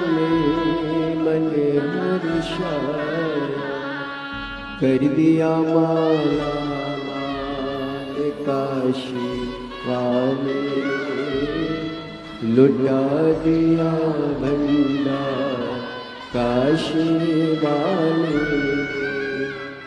लुटा दिया भंडार काशी वाले, लुटा दिया भंडार काशी वाले, कर दिया माला माल काशी वाले, लुटा दिया भंडार। मेरा नाम रुचि जायसवाल है, मेरे पति का नाम मनोज जायसवाल है। मैं वाराणसी काशी की रहने वाली हूँ। कहीं बैठी हो तो हाथ हिला सकती हैं। मेरा नाम रुचि जायसवाल, पति का नाम सनोज जायसवाल, वाराणसी काशी की रहने वाली हूँ गुरुदेव। मेरी शादी को 8 वर्ष हो गए थे, लेकिन मुझे कोई संतान प्राप्ति नहीं हुई। डॉक्टर को दिखाया, डॉक्टर ने बताया था कि मैं माँ नहीं बन सकती, मुझे बच्चा नहीं होगा। हम लोग प्रत्येक जगह पर जाकर डॉक्टर का इलाज कराए पर संतान का सुख नहीं आया। तब किसी के कहने पर सफेद आंकड़े की जड़ का प्रयोग किया और बाबा से विनय करी। टीवी के सामने बैठकर कथा सुनती, वहीं की मिट्टी को अपने उदर पर लगा लेती। बाबा की कृपा से 30 सितंबर 2024 को 8 साल के बाद मेरे घर में संतान की प्राप्ति हुई, पुत्र रत्न प्राप्त हुआ। मैं बाबा को यहाँ नमन करने के लिए आई। शिव तत्व, शिव तत्व है बाबा की कृपा। तुम जिस भावना से आए हो, भले अंदर बैठे बाहर बैठे जहां बैठे, आस्था चैनल पर कथा सुन रहे हो, सोशल मीडिया पर कथा सुन रहे हो, जिस भाव से कथा सुन रहे हो, मेरा देव अधिदेव महादेव आपकी वो मनोकामना पूर्ण करता है। शंभो शंभो, मनोकामना पूर्ण करता है।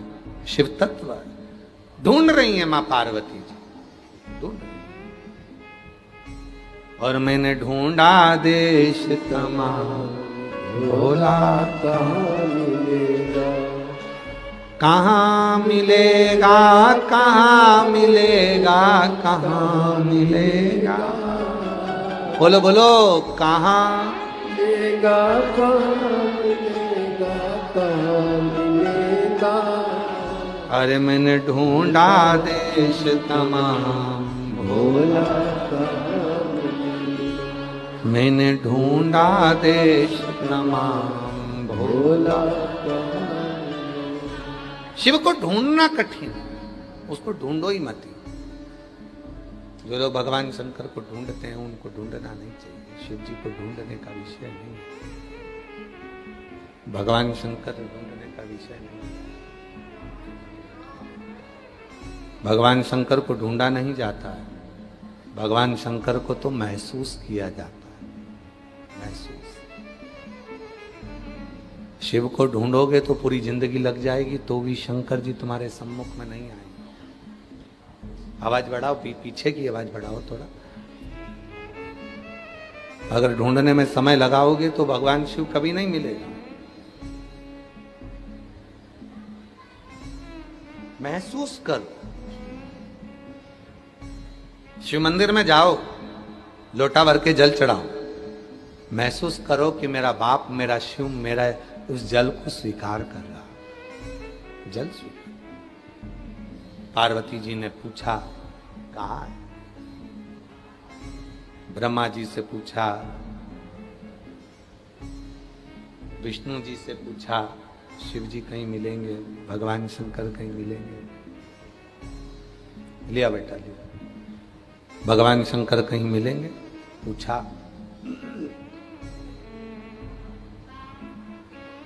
सर्वस्व पूछा।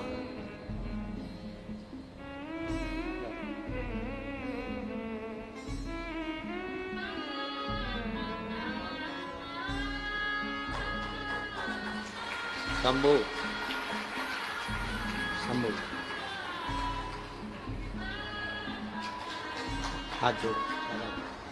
8 वर्ष के बाद हुआ है, एक बार जोरदार ताली बजाए। तो रहा था। ऐसे दयालु नाथ से रिश्ता बनाए, ऐसे दयालु नाथ से रिश्ता बनाइए, मिलता रहेगा आपको जो कुछ भी चाहिए, मिलता रहेगा आपको जो कुछ भी चाहिए। ऐसा करिश्मा होगा जो हुआ कभी नहीं, ऐसा करिश्मा होगा जो हुआ कभी नहीं। मांगा है भोलेनाथ से वरदान एक, मांगा है भोलेनाथ से वरदान एक। तेरी कृपा बनी रहे जब तक है जिंदगी, तेरी कृपा बनी रहे जब तक है जिंदगी। मांगा है भोलेनाथ से वरदान एक, मांगा है भोलेनाथ से वरदान एक। पार्वती जी ने पूछा मेरे पति को कहीं देखा है? ब्रह्मा जी ने मना कर दी, विष्णु जी ने मना कर दी, कहीं शिव दिखते नहीं, भगवान शंकर कहीं नजर नहीं। आखिरी में मां पार्वती जी एक सरोवर के तट पर बैठ गई, और पार्वती जी एक सरोवर के तट पर बैठकर शंभो शंभो शंभो, सरोवर के तट पर बैठकर माता पार्वती जी ने शिव की प्रतीक्षा की। एक दिन गजासुर आ गया, महिषासुर का लड़का गजासुर एक दिन आया पानी पीने के लिए। जब उसने अपनी सूंड तालाब में डाली, सरोवर में डाली, और पानी जब पी रहा था, पानी पीते समय स्वर निकला ओम का। पार्वती जी समझ गई कि मेरा पति इस गजासुर के पेट के अंदर बैठा है, और मैंने ढूंढा देश तमाम, भोला कहाँ मिलेगा, ओ मैंने ढूंढा देश तमाम, भोला कहाँ। पेट के अंदर है। पहुंच गई माता पार्वती जी भगवान विष्णु जी के पास, मेरे पति को लाना है। भगवान नारायण ने पूछा कहाँ है? गजासुर के पास। राजा बनकर बैठा है वो गजासुर, गजासुर के पास में, उसके उदर में मेरे शिव हैं। उदर में? हाँ, लाना है। भगवान नारायण ने नंदी को बुलाया। शिव नहीं है तो नंदी काम कर सकता। नंदी ने हाथ जोड़कर प्रार्थना करी, बताइए मेरे लिए क्या आज्ञा है, मैं क्या कर सकता, मेरे लिए क्या आज्ञा है, आप बताओ, मैं वही काम कर दूंगा। भगवान नारायण ने कहा एक काम करो नंदी, मैं सुंदर सुंदर गीत गाऊंगा, डमरू बजाऊंगा, नंदी कहने लगे भगवान विष्णु कब से डमरू बजाने लगे? तो भगवान नारायण ने कहा शिव को पाने के लिए डमरू तो बजाना पड़ेगा। शिव को पाने के लिए डमरू तो बजाना पड़ेगा। मैं डमरू बजाऊंगा, तुम नाचना। गजासुर का मन हमारी ओर केंद्रित करना। गजासुर अगर खुश हो गया तो वर में मांग लेंगे शिव को। मदारी बन गए भगवान विष्णु, सिर पर बांध लिया फेटा, चल दिया भगवान नारायण, डोरी पकड़ ली नंदी की। भगवान नारायण भजन गाते, नंदी नाचता। पूरे नगर में सूचना हो गई, एक मदारी आया है, बड़ा सुंदर है, उसका नंदी और सुंदर है, क्या नाचता है, इतनी सुंदर सुंदर लीला करता है। गजासुर को मालूम पड़ा कि कोई मदारी है और उसका नंदी बड़ा होशियार है। नंदी होशियार।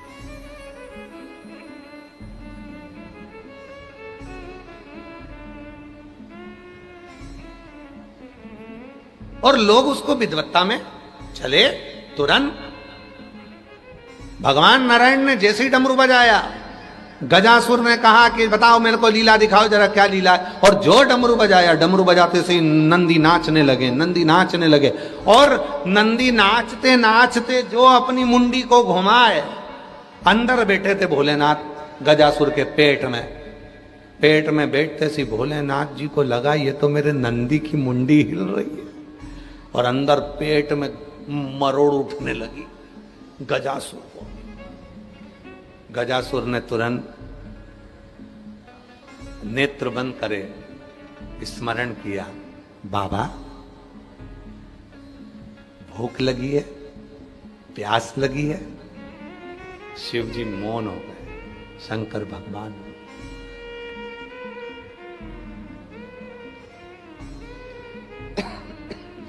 शिव जी मौन। आज गजासुर प्रसन्न हो गया। आज गजासुर को बड़ी खुशी हो गई। इतना सुंदर बैल का नृत्य तो मैंने पहली बार देखा है। मांगो तुम्हें क्या चाहिए, बस इतना तो कहना था। और भगवान विष्णु मुस्कुरा दिए, वचन दो, जो मांगूंगा वो देना पड़ेगा। वचन देता हूं, जो मांगोगे दूंगा, बस तो वचन दे दीजिए। वचन। आपके पेट में जो शिव जी हैं उनको हमें दे दीजिए, और कुछ नहीं चाहिए। गजासुर ने अपने पेट में से भगवान शंकर को निकाला, भगवान नारायण के सामने प्रकट कर दिया। पर गजासुर की आंख में आंसू भर गया। बाबा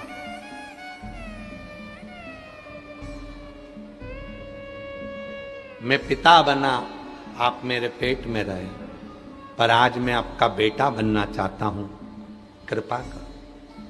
मैं मरूं, मेरी चर्म आप धारण करो, और मेरा जो शीश है वो आपका बेटा बनकर निवास करे।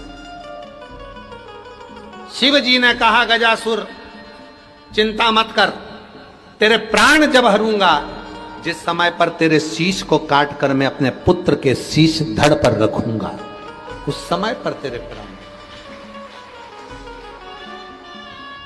धड़ कटा, विनायक का शीश लगा हाथी का, और हाथी का शीश लगते से ही भगवान शंकर ने कहा, पार्वती ये जो शीश है ये गजासुर का है। इसने कहा था कि मैं आपका पुत्र बनकर रहूं, इसलिए विनायक के धड़ पर शीश गज का लगाया गया, और भगवान श्री गणेश जी महाराज का प्राकट्य हो गया। वो शीश साधारण नहीं है, शिव को ढूंढना नहीं है। हमने अभी कथा में वर्णन किया कि कर्नाटक के सदूर से एक ब्राह्मण अपनी मां को लेकर आता है और पूरे वाराणसी में ढूंढता है कि शिव मिलेंगे, तारक मंत्र देंगे, शिव मिलेंगे, तारक मंत्र देंगे। आखिरी में शिव को ढूंढ कर थक गया, पर शिव ना मिले। मेरी जीजियों, मेरे जीजाओं, मेरी बेटियों, मेरे बेटाओं, मेरे बुजुर्ग माँ बाप, मेरे बहनों, याद रखना कि शिव जी को कभी ढूंढने के लिए मत जाना, कभी मत जाना। जहां बैठे हो, जहां हो, वहीं शिव तुमको दर्शन देने के लिए आएगा। बस अपने भाव को शुद्ध करना और एक लोटा जल सारी समस्या का। श्री शिवाय बोल बम का नारा है। हार हार महा। शिव को पाने के लिए शंकर को ढूंढने की जरूरत नहीं है, बिल्कुल मत ढूंढो, आप शिव जी को ढूंढो मत। और मैंने ढूंढा देश तमाम, भोला कहाँ मिलेगा, कहाँ मिलेगा, कहाँ मिलेगा, कहाँ मिलेगा, कहाँ मिलेगा, कहाँ मिलेगा, कहाँ मिलेगा। मुझे एक जरूरी काम भोला, ओ मुझे एक जरूरी काम भोला ओ मैंने ढूंढा देश तमाम, भोला ओ मैंने ढूंढा देश तमाम। भोला कहाँ मिलेगा। पूरा दुनिया ढूंढी पर शिव, शिव को ढूंढना कठिन। बाबा लोग कहते हैं बाबा जी कि शिव को ढूंढो। लोग आते हैं काशी में शिव जी को ढूंढने के लिए। हम कहते हैं शिव को काय को ढूंढ रहे हो? तुम काशी में आए हो, वो तुम्हारे दिल में बसा, तभी तो तुम यहां आए हो। अगर दिल में ही नहीं होता तो तुम यहां आते?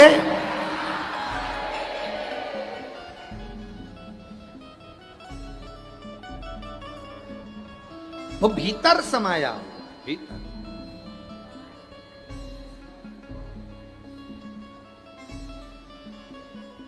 भीतर समाया। और फिर वही वाली बात आपको स्मरण में, भीड़ में तन्हाई में, प्यास की गहराई में, दर्द में रुसवाई में, मुझे तुम याद आती हो,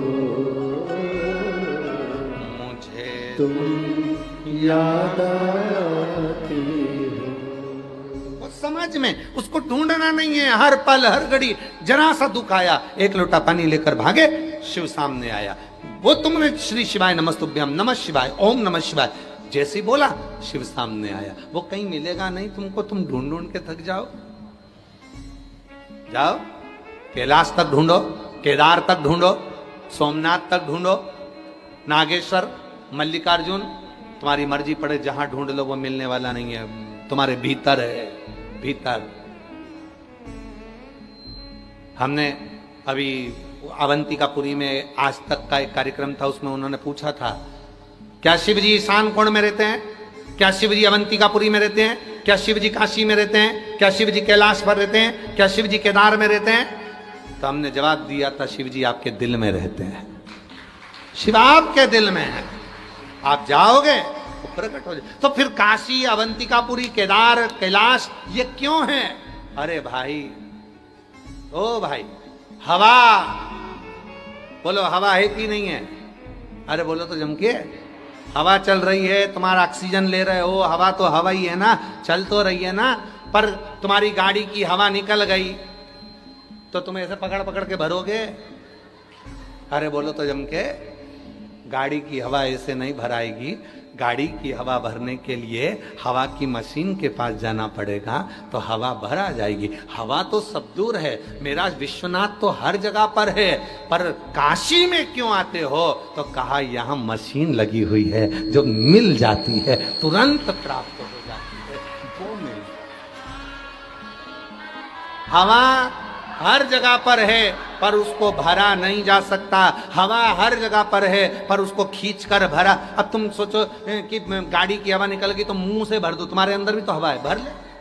अब उसको लगी 2 घंटे तक फूक मार के भर दूं, हवा भर दूं, तो भरा रही क्या? मशीन के पास जाना पड़ेगा। उसी तरह शिव सब जगह पर है, रोम रोम में, कण कण में, हर तट पर शिव है। पर जब हम अवंतिकापुरी, जब हम काशीपुरी, जब हम जाते हैं बाबा की पुरियों के अंदर भगवान शिव का दर्शन करने के लिए 12 ज्योतिर्लिंग में जाते हैं, वहां मशीन है, अर्थात हमें ऊर्जा देने के लिए शंकर वहां हजूर बैठा हुआ है, प्राप्त हो सकता। समय आया, आगे बाबा के सुंदर चरित्र का वर्णन किया गया। भगवान श्री कुंदकेश्वर महादेव की लीला का स्मरण कराया गया। भगवान कुंदकेश्वर पधार रहे हैं, जोरदार ताली बजाएं भाव के साथ। आज कथा का 5वां दिवस यहाँ विराम होता है, कल कथा का 6वां दिवस रहेगा। भाव से, आनंद से कथा का रसतत्व अपने अपने घरों में रहकर सुनना, घर में बैठकर कथा सुनो, कोई भी यहाँ आने का प्रयास ना करें। आप लोगों से निवेदन है, सब घर पर ऑनलाइन कथा का लाभ लें और अपने जीवन को धन्य बनाएं। और अगर सुनने ही आना है तो 17 से 23 अगस्त भिलाई छत्तीसगढ़ जयंती स्टेडियम में कथा सुनने आओ, मना नहीं है। बड़े भाव से वहां कथा का लाभ लो। हर हर